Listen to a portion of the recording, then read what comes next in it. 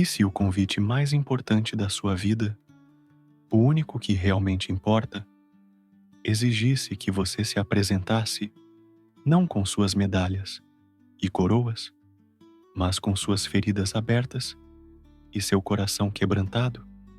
E se a condição para entrar no banquete eterno fosse admitir que você, por si só, não é digno, mas desesperadamente necessitado de quem o convidou? Pense nisso, pois o mestre do banquete nos adverte, em Lucas 14, que muitos são os chamados, mas poucos os que verdadeiramente aceitam o custo do convite. Oração da manhã, 16 de junho, meus amados e queridas filhas, a paz do Senhor Jesus esteja com cada um de vós. Que a graça e o amor de Deus Pai, o consolo do Espírito Santo e a presença viva de Cristo ressuscitado inundem este momento. Onde quer que você esteja, respire fundo, sinta a presença de Deus que te envolve como o ar que você respira. Ele está aqui, Ele te vê, Ele te ama com um amor que transcende o entendimento. Hoje, o Espírito nos convida a meditar em uma das passagens mais profundas e, ouso dizer, mais vitais de toda a Escritura para a saúde da nossa alma e da nossa comunidade. A primeira carta de Paulo aos Coríntios, no capítulo 11. E começamos com o próprio apelo do apóstolo, um convite que ecoa através dos séculos, até chegar aos nossos ouvidos nesta manhã. Sede meus imitadores, como também eu de Cristo. Que pedido audacioso e maravilhoso! Paulo não aponta para si mesmo, mas através de si mesmo, ele aponta para o farol, para a estrela da manhã, para o nosso tudo, Jesus Cristo. A vida cristã, meus irmãos, não é um conjunto de regras, mas uma imitação contínua do amor de uma pessoa. É olhar para Cristo e desejar, com todas as forças da alma, ser como Ele é. Paulo nos louva, de início, por nos lembrarmos dele e por guardarmos os ensinamentos que nos transmitiu.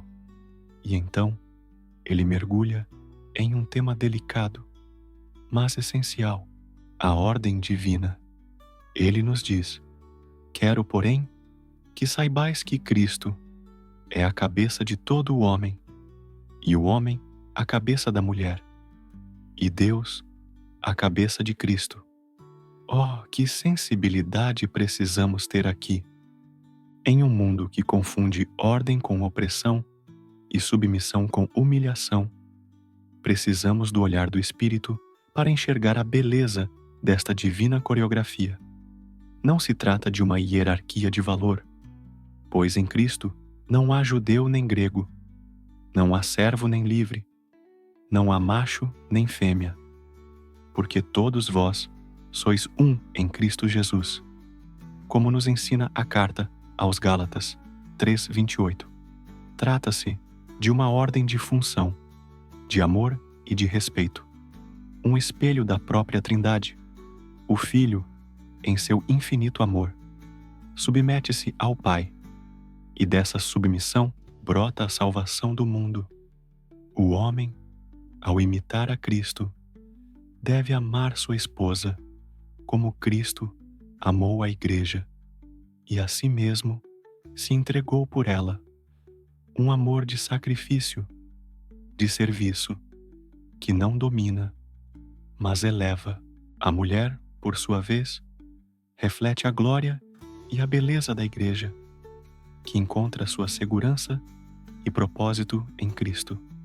É uma dança de amor mútua, onde cada um honra o outro e juntos honram a Deus. A ordem aqui não é para diminuir, mas para glorificar a Deus e proteger a comunidade da desordem e do escândalo. Mas, oh, Amados, o coração da nossa meditação de hoje, o ponto que nos deve levar às lágrimas de contrição e de gratidão, está na segunda parte deste capítulo. Paulo muda o tom. Se antes ele louvava, agora ele adverte. Ele diz: nisto, porém, que vou dizer-vos, não vos louvo, porquanto vos ajuntais, não para melhor, senão para pior. Imaginem a dor no coração do apóstolo ao escrever isso. A reunião dos santos, o momento mais sublime da vida comunitária, estava se tornando uma fonte de divisão e de pecado. E qual era o centro dessa falha? A ceia do Senhor. O momento que deveria ser a máxima expressão de unidade estava sendo profanado. Os ricos se apressavam a comer suas próprias ceias, desprezando os pobres que nada tinham.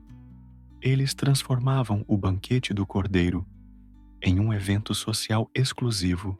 Eles olhavam para a mesa da comunhão e não conseguiam ver o irmão ao lado. E Paulo brada, com uma autoridade que vem do próprio céu: não tendes porventura casas para comer e para beber? Ou desprezais a igreja de Deus e envergonhais os que nada têm? Que vos direi? Louvar-vos-ei? Nisto não vos louvo.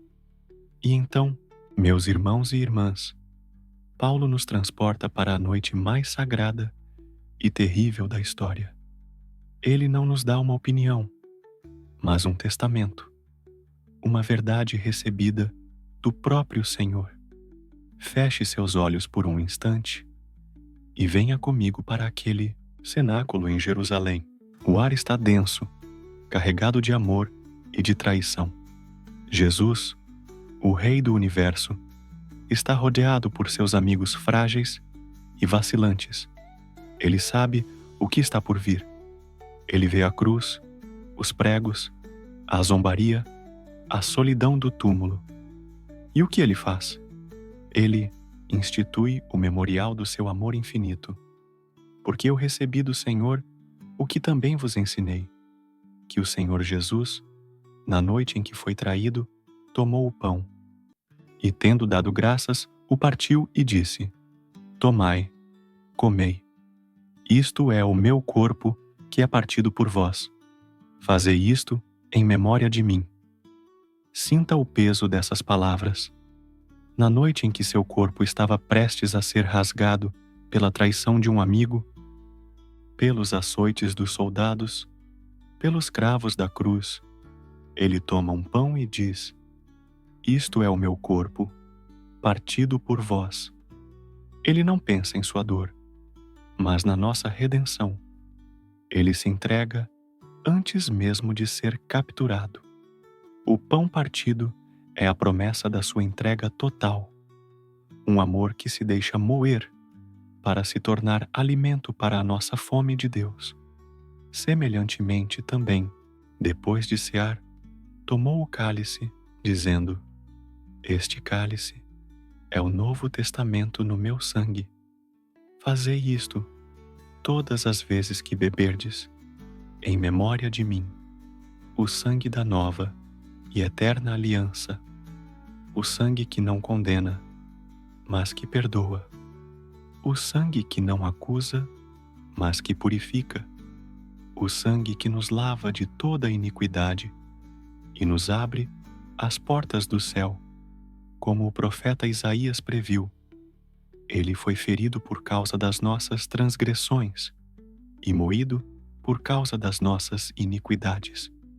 O castigo que nos traz a paz estava sobre ele, e pelas suas pisaduras fomos sarados. Isaías 53:5. Cada gota do seu sangue derramado na cruz foi uma declaração de amor por você, por mim. Eis o cerne da questão. O ponto de reviravolta em nossa alma nesta manhã. Paulo conclui: porque todas as vezes que comerdes este pão e beberdes este cálice, anunciais a morte do Senhor até que venha. A ceia não é um funeral, mas uma proclamação vibrante. Proclamamos que a morte não teve a última palavra. Proclamamos que o amor venceu. Proclamamos que o nosso Rei vive e voltará. Mas com essa proclamação vem uma advertência solene que deveria fazer tremer os fundamentos do nosso ser. Portanto, qualquer que comer este pão ou beber o cálice do Senhor indignamente será culpado do corpo e do sangue do Senhor. Culpado do corpo e do sangue do Senhor. Oh, que palavras terríveis!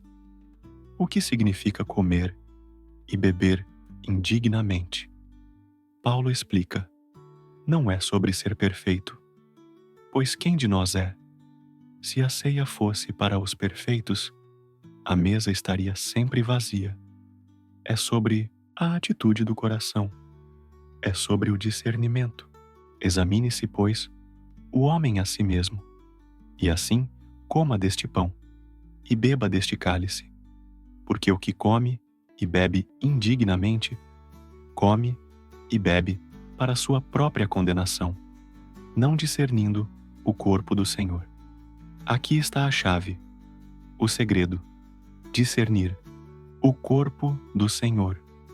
O que é discernir o corpo? É, em primeiro lugar, entender que aquele pão e aquele vinho não são símbolos vazios, mas a presença real, misteriosa e poderosa do nosso Salvador. É aproximar-se com fé, com reverência, com um coração que treme de amor e gratidão. Mas não é só isso. Discernir o corpo do Senhor é também olhar para o lado e ver Cristo no meu irmão, na minha irmã. O corpo do Senhor é também a sua igreja. Como posso dizer que amo a Cristo, cuja carne recebo no altar, se desprezo o meu irmão, que também é membro do seu corpo? Como posso comungar do pão da unidade, se meu coração está cheio de amargura, de fofoca, de inveja, de ressentimento? Os coríntios não discerniam o corpo porque humilhavam os pobres. Eles partiam o corpo místico de Cristo, com suas divisões e seu egoísmo. E nós hoje, como estamos? Examinemo-nos. Eu olho para o necessitado com os olhos de Cristo. Eu perdoo como fui perdoado. Eu promovo a unidade ou sou um agente de discórdia na minha família, no meu trabalho, na minha comunidade? Aproximar-se da ceia com o coração cheio de ódio contra um irmão é como beijar Jesus no rosto, enquanto se entrega uma adaga ao carrasco. É uma contradição que adoece a alma. Paulo diz que por causa disso há entre vós muitos fracos e doentes e muitos que dormem. A falta de discernimento, a profanação do sagrado, traz consequências espirituais e até físicas. Mas, graças a Deus, a palavra nunca termina em condenação, mas em um convite à conversão. Paulo conclui: porque, se nós nos julgássemos a nós mesmos, nem seríamos julgados. O convite é para a autoavaliação, para a confissão sincera, para um retorno humilde. Antes de corrermos para a mesa, somos chamados a nos ajoelhar no tribunal da nossa própria consciência, sob a luz do Espírito Santo. É ali que encontramos a graça. É ali que o Pai, como na parábola do filho pródigo, nos vê de longe, corre ao nosso encontro, nos lança os braços ao pescoço e nos cobre de beijos. Meus amados, a oração da manhã de hoje é um chamado profundo ao amor. Um amor reverente a Deus, expresso na ordem e na adoração. E um amor sacrificial ao próximo, expresso na unidade e no serviço. A mesa do Senhor está posta. O banquete de Lucas 14 está servido. Somos todos aqueles coxos, cegos e pobres, chamados das ruas da vida para cear com o Rei. Mas Ele nos pede uma coisa: que venhamos com um coração examinado, limpo pela confissão, e ardente de amor por Ele e por cada pessoa que Ele colocou ao nosso lado. Que o Senhor nos dê a graça de nunca nos aproximarmos da sua Santa Ceia de forma leviana. Que cada comunhão seja um encontro transformador, um momento em que nosso coração queima como o dos discípulos no caminho de Emaús. Que possamos sempre discernir o seu corpo no pão e no vinho, e no rosto de cada irmão e irmã. E que, ao anunciarmos a sua morte, possamos viver a sua vida de amor, até que Ele venha em glória. Vamos orar juntos. Pai amado, Deus de infinita misericórdia e amor, nós te agradecemos por esta palavra que penetra a nossa alma como uma espada de 2 gumes. Obrigado, Senhor, por nos convidar para o teu banquete, mesmo sabendo da nossa indignidade. Perdoa-nos, Pai. Perdoa as vezes em que nos aproximamos da tua mesa sagrada com o coração dividido, com mágoas guardadas, com indiferença pelo nosso próximo. Perdoa o nosso egoísmo, a nossa pressa, a nossa falta de reverência. Espírito Santo, ensina-nos a nos examinarmos. Ilumina os cantos escuros do nosso coração. Dá-nos a coragem de nos arrependermos e a graça de perdoarmos. Senhor Jesus, nosso Cordeiro Pascal, nós te amamos. Queremos te receber com um coração puro, um coração que te ama acima de todas as coisas e que ama o próximo como a nós mesmos. Que cada vez que participarmos da ceia, seja uma declaração de amor e um compromisso renovado de vivermos como membros dignos do teu corpo. Transforma-nos, Senhor. Cura as nossas doenças espirituais. Fortalece a nossa fé e faz de nós uma comunidade que verdadeiramente discerne o teu corpo e vive em unidade e amor. Nós te pedimos e te agradecemos, em teu nome santo e poderoso. Amém. Meus queridos filhos e filhas, que esta palavra permaneça em seus corações e produza frutos de amor e santidade. Se esta oração tocou a sua alma e te fez refletir sobre a profundidade do amor de Cristo e o chamado à unidade, eu te convido a se juntar à nossa comunidade de fé. Inscreva-se aqui no nosso canal. Não perca nenhuma das nossas orações diárias e meditações. Faça parte desta família que cresce a cada dia. Ative o sininho de notificações. Assim, você será sempre lembrado do nosso encontro matinal com Deus. Um momento para fortalecer a sua alma antes de começar o dia. Compartilhe esta oração. Você conhece alguém que precisa ouvir sobre o amor sacrificial de Cristo? Alguém que talvez esteja afastado ou se sentindo indigno? Seja um evangelizador. Envie esta mensagem de esperança para seus amigos e familiares no WhatsApp, nas redes sociais. Vamos espalhar a luz de Cristo juntos. Deixe o seu comentário. Eu gostaria muito de ler a sua reflexão. O que mais te tocou? Em 1 Coríntios 11. Como esta palavra falou ao seu coração hoje? Seu testemunho pode edificar a fé de muitos outros irmãos. Que a bênção de Deus Todo-Poderoso, Pai, Filho e Espírito Santo, desça sobre vós e permaneça para sempre. Ide em paz, e que o Senhor vos acompanhe.